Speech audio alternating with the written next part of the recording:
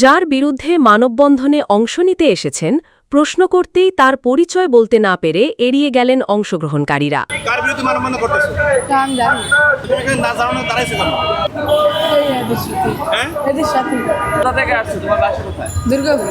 ইনুসালি সিদ্দিক কি করে সেটা তো জানা নেই। আমাদের বড় ভাই আছে, বড় ভাইদের কাছে বক্তব্য জিজ্ঞেস করেন। আমার কাছে যা সেটা দিচ্ছে, আমি দাঁড়াইছি। আমাকে আনছে তারা মানববন্ধন করছে, আমি তাদের চিনি না, আমি জানিও না কী কারণে মানববন্ধন করছে। পরে দেখলাম যে আমার অপসারণ চেয়ে আমার কি অন্যায় যে আমার অপসারণ চেয়ে তারা মানববন্ধন করবে। তা আপনারা হয়তো ছিলেন সেখানে, আপনারা বিস্তারিত জানতে পারছেন।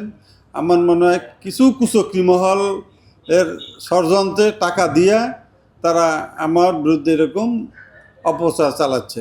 এইখানে চেয়ারম্যান হিসাবে ঢোকার জন্য কিছু কুচক্রী মহল আছে, তারা টাকা পয়সা দিয়া বহিরাগত দেখলেন তো, আপনারা সাক্ষাৎকার নিতে যাই দেখলেন যে তারা আমার নামও না কি যেন হয়েছে জানো না, কিছু বহিরাগত ভাড়া করে আমার বিরুদ্ধে এই ষড়যন্ত্র করতেছে।